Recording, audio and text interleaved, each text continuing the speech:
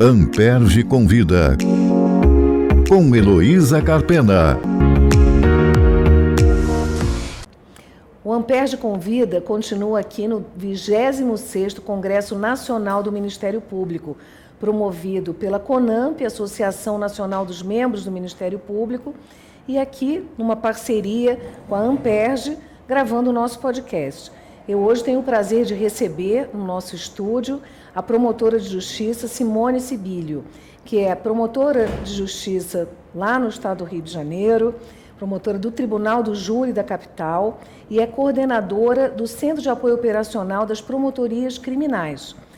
Boa tarde, Simone. Muito obrigada por aceitar o convite da Amperge novamente, né? Porque você já esteve no programa lá no Rio, mas eu não queria perder a oportunidade de te entrevistar depois da magnífica palestra que você proferiu numa mesa só de homens. Você era a única mulher e foi aplaudida de pé pelo auditório imenso aqui do Congresso. Então, primeiro, meus parabéns pela representatividade sua, enfim, pela sua postura tão firme, tão assertiva em relação a esses assuntos. Então, eu quero começar a nossa entrevista retomando o tema da sua fala.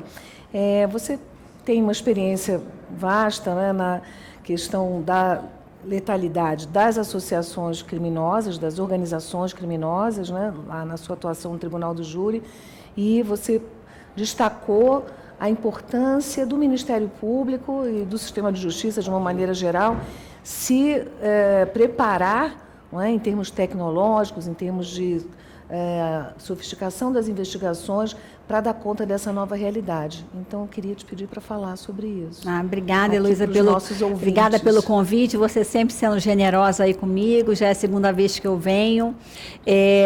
Então, nesse congresso, coube a mim escolher alguns temas, assim, temas penais emergentes no combate à criminalidade organizada.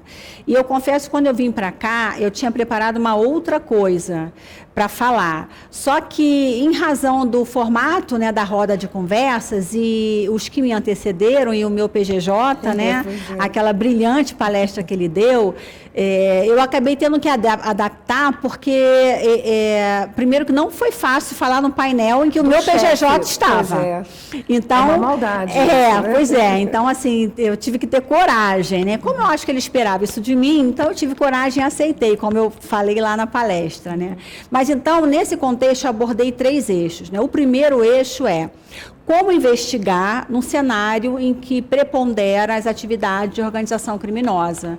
A gente sempre tendo em mente que o Brasil ele não elucida os crimes de letalidade violenta e intencional. É impressionante. Nós temos um percentual mínimo. um percentual mínimo, né? O Brasil, Nigéria, México, Índia, Estados Unidos, eles respondem por 33% dos homicídios do mundo. Das cidades mais violentas do mundo, 6 estão no Brasil.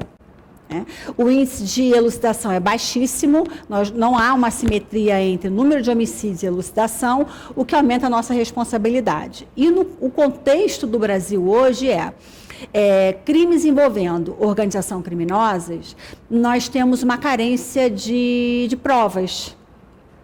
O Brasil ainda insiste.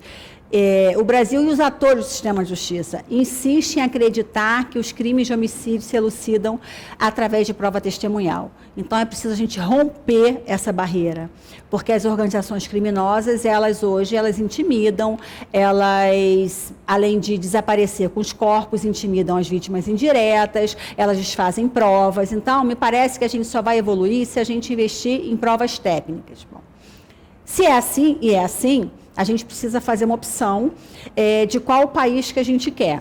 Se a gente quer continuar investigando como a gente investigava há 30 anos atrás, ou se a gente vai investigar assim na lógica da criminalidade organizada, que é a lógica empresarial, da divisão de tarefas, mas também da inovação constante. Se as organizações estão nessa lógica de inovação, tecnologia, aqueles que as combatem também têm que estar nessa lógica.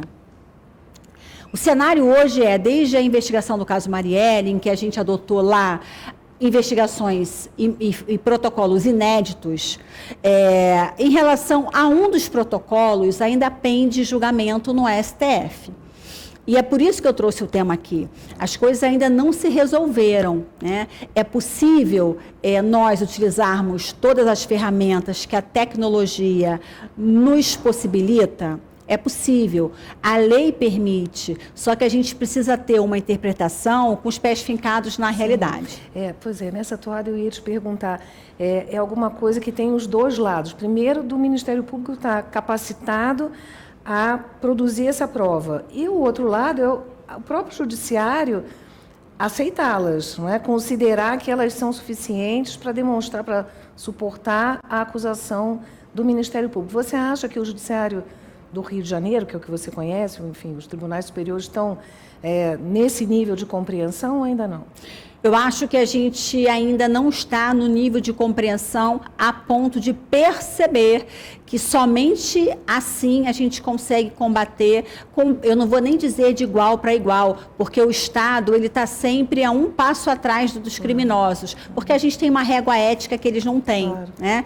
Mas nós ainda não percebemos, e na verdade o tema 1148 do STF nos mostra isso, desvela isso, né? Em que todas as decisões da Justiça local, inclusive do STJ, essas decisões mantiveram o posicionamento do juízo em que autorizou a quebra de sigilo telemático para que essas empresas de tecnologia, para que a Google, né, que é uma grande Big Data, uma grande Big Tech, ela fornecesse os registros de conexão de todos os usuários que, num determinado período de tempo, fez buscas na sua plataforma, utilizando de palavras-chave.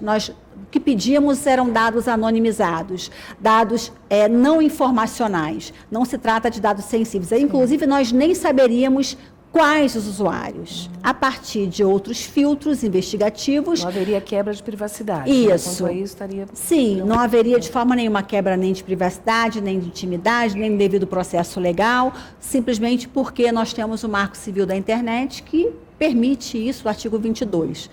Pois muito bem, essa foi a decisão do juiz de primeiro grau, do Tribunal de Justiça e do STJ. Ao aportar no STF esse recurso extraordinário, nós tivemos o voto da ministra, então, relatora, né, antes de se aposentar, foi a última decisão dela. Ela entendeu que esse caso era de repercussão geral e levou para o pleno, mas ela deu o voto no sentido de que o Marco Civil da Internet não ampara a ordem judicial genérica para a quebra de sigilos de dados telemáticos de um número indeterminado de pessoas. Então, ela estabeleceu alguns requisitos. Ela entendeu que o artigo 22 ele é constitucional de uma maneira geral, mas no caso concreto havia uma inconstitucionalidade em concreto. Então, para ela, os usuários têm que ser determinados, né? E há necessidade de demonstrar que somente aquele meio de prova é necessário. Isso inviabilizava Isso inviabiliza, prova, exatamente. Né? Então, o crime aconteceu há 8 anos atrás e até hoje, né, já passados quase 8 anos, essa decisão ainda não foi concluída. No Supremo Tribunal Federal, o ministro Alexandre de Moraes abriu divergência, o ministro Zanin concordou com ele, não dando provimento ao recurso da Google. O ministro André Mendonça entendeu da mesma forma que a ministra Rosa Weber, e o ministro Gilmar Mendes, ele pediu vista, e o ministro Dias Toffoli também. Então, hoje é esse cenário. Embora os réus já estejam muito condenados. Né? Sim, e isso desvelou uma outra questão. Ao serem investigados e condenados pelo tribunal do júri, ficou constatado pelo Ministério Público, né, através dos pedidos feitos, que eles fizeram buscas na internet por nomes. Então, se esse pedido tivesse sido aceito e cumprido pela empresa de aplicação internet lá no seu início, talvez a elucidação, pudesse ter sido mais encurtada e os demais envolvidos descobertos há mais tempo. Sim.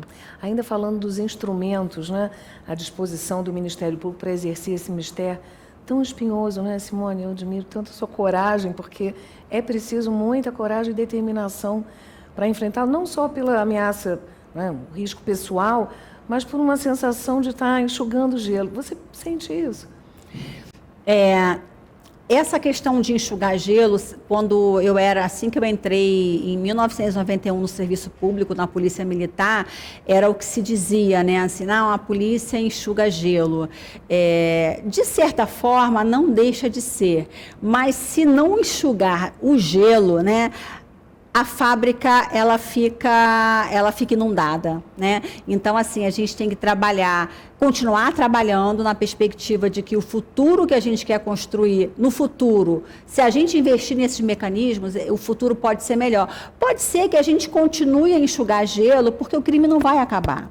Mas é possível que a gente consiga fazer com que esse gelo pare de derreter tanto como ele derrete hoje. Né? Então, assim, eu acredito que o Ministério Público deve ser forte como ele é, mas ele precisa se fortalecer mais, porque não basta, a meu ver, né, e eu falo como promotora, como estudante também, que eu estou fazendo a minha dissertação de mestrado, estou estudando sobre isso, não basta que a gente tenha leis avançadas, que a gente tenha tecnologia, que a gente tenha inteligência. Nada disso vai funcionar se a jurisprudência do nosso país não tiver consentânea ou com os pés fincados na realidade. Entre a letra da lei e entre a sua aplicação existe um abismo, que é a realidade. Né? Então, assim, esse abismo tem que ser diminuído.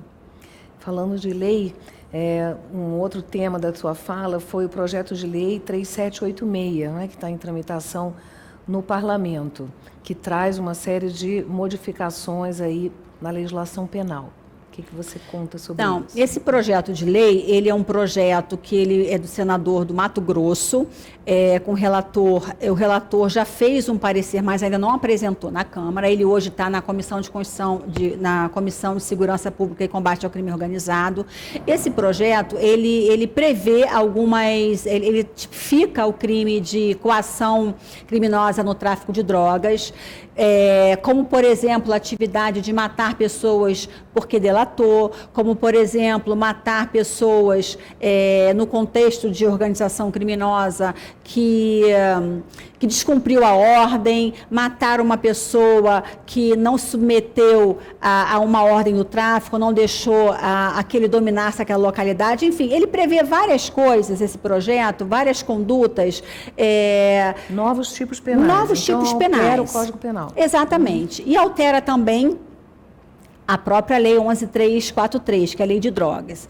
Porém, existe um parágrafo que, a meu ver, ele é deletério, a meu ver, e de todos os promotores do júri do Brasil. Porque ele simplesmente diz que, quando houver homicídios em contexto de tráfico de drogas, se dá violência ou ameaça utilizada pela organização resultar lesão corporal grave, gravíssima ou morte, esse crime não será julgado pelo tribunal do júri. Ele seguirá o rito comum dos crimes punidos com reclusão no juízo singular. Neste particular, o projeto, que ele é bem intencionado, né, e a gente acredita piamente que ele tem boas intenções, ele padece de um vício de inconstitucionalidade, porque o júri é cláusula pétrea, o júri está previsto no artigo 5º, inciso 38 da Constituição, e o júri tem a sua competência mínima para os crimes dolosos contra a vida, de forma que não se pode subtrair do júri os crimes dolosos contra a vida.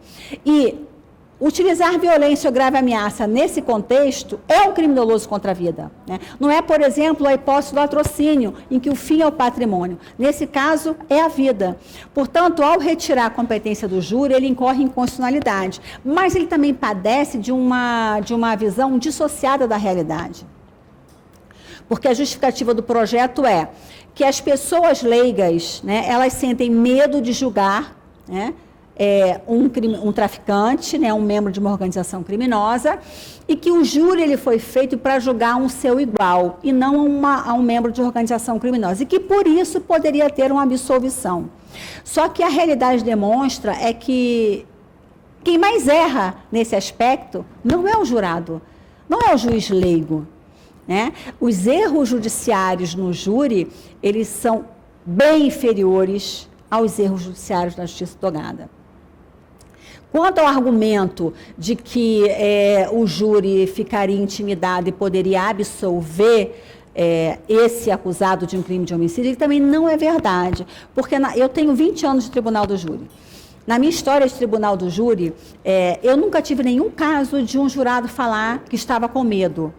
E se isso acontecer, é possível que aconteça? Mas o sistema se autocontém. Existe mecanismo, por exemplo, desaforamento. Se naquela localidade há indícios de que não vai haver uma condenação justa, de que haverá imparcialidade, é possível deslocar a competência para outra em que esse problema não aconteça. E além disso, mas o jurado sabe, o acusado vai saber quem condenou ou quem absolveu. Também não pode saber, não tem como, porque a votação ela é secreta. E houve uma modificação na legislação. Hoje, desde 2008, na verdade, na sala secreta, os votos, a condenação é pela maioria. Então, não se abre todos os votos. Uma vez obtida a maioria, as demais células não são abertas, de modo que a defesa do acusado, que está na cela secreta, jamais saberá o número total de absolvição ou de condenação. Né? Então, o sistema tem mecanismo que ele se protege de eventuais riscos de insegurança, de sigilo na votação. Né? E a prática demonstra que a própria colegialidade, que o fato do júri, né, ser composto por pessoas do povo, tem até uma frase de Rui Barbosa que eu gosto de citar, que ele diz, o júri, aquele do meio do povo, conhece melhor do que ninguém as circunstâncias do fato e as condições pessoais dos seus protagonistas. Ele não está adstrito ao texto da lei e nem somente ao que foi alegado e provado. E não seria júri se deixasse de sentir essas realidades pessoais e sociais. Né? Claro. Então, o júri ele é o cenário recomendado para que esses crimes permaneçam sendo julgados. Ainda nesse contexto de organizações criminosas, você trouxe a última questão da tua fala, o feminicídio. Né? E hoje, essa tormentosa solução que se encontrou da assistência, né, às vítimas. Então, queria que você fizesse também uma referência a esse assunto. Sim, então, primeiro é preciso que eu lembro, acho que no outro podcast eu falei exatamente sobre isso, mas aqui eu vou trazer um outro olhar. Então, assim, existe um movimento, né, que não tem base legal, nem constitucional, nem convencional, de fazer com que, nos crimes de feminicídios consumados ou tentados, se dê de ofício para essas vítimas diretas, né? No caso da vítima sobreviva, ou vítimas indiretas, parentes da vítima que morreu, uma assistência qualificada, nomeando-se a Defensoria Pública, isso começou exatamente com a Defensoria Pública, nomeando-se a Defensoria Pública como ela, a instituição, sendo assistente qualificado. Ou um defensor dativo. Eu sempre defendi, há muito tempo eu estou nessa luta, acho que você sabe disso, desde quando isso surgiu no Tribunal do Júri, eu fui uma voz que logo se levantou contra, porque eu já vislumbrava, sobretudo, uma distorção do sistema. Primeiro, ao se dar de ofício para as vítimas mulheres, um advogado, a Defensoria Pública de ofício, sem que ela queira, a gente está violando vários direitos da mulher. Primeiro, a autonomia dela. Se ao réu é dado o direito de escolher um advogado, por que a mulher é tratada de forma diferente? Segundo, a mulher vítima de violência doméstica, vítima de um feminicídio, ela é vulnerável e é por isso que existe todo um sistema um microsistema de proteção para ela. Especial, né? Especial. Leva em conta, inclusive, o contexto em que esses crimes acontecem. Né? Ela tem várias vulnerabilidades, sobretudo sobrepostas, sobretudo numa lente interseccional de gênero, raça e classe. Mas essa vítima, embora vulnerável, ela não se torna incapaz. Ela tem que ter autonomia para escolher se quer ser assistida por um advogado e quem vai ser o seu advogado, se é a Defensoria Pública ou se ela quer um advogado particular.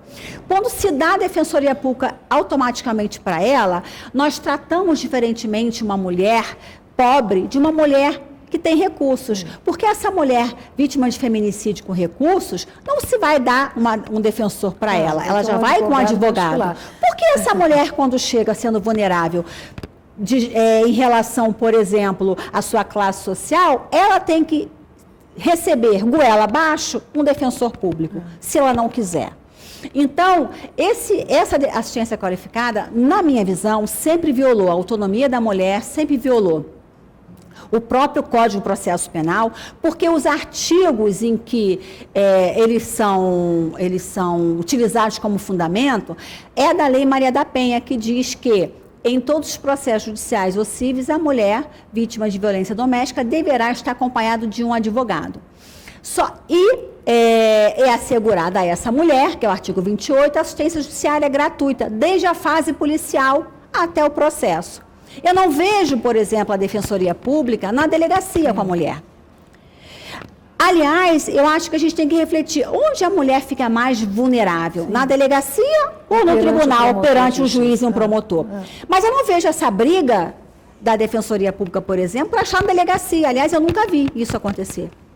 Mas ela quer estar perante o tribunal e no júri, onde nós sabemos que as vítimas sempre foram defendidas por dever de ofício pelo Ministério Público, e sempre fez isso muito bem. Então, eu sempre trouxe isso para o debate. Às vezes, de tanto proteger, desprotege uma mulher. Mas tem uma outra face muito cruel. A mulher, muitas vezes, ela não quer participar daquela parelha penal. Ela não quer tomar parte, porque ela não quer carregar com ela a ideia de que, de alguma forma, ela contribuiu para a condenação do seu marido, pai de seu filho. Filhos, Então, ela não quer que, de alguma forma, ela possa ter essa pecha de que ela contribuiu. E retira da mulher, inclusive, a consciência de que ela é inocente ao fazer isso. Além disso, tem uma outra questão gravíssima. Nós temos visto, né, por conta da assistência qualificada, mulheres sendo induzidas, instigadas ao silêncio.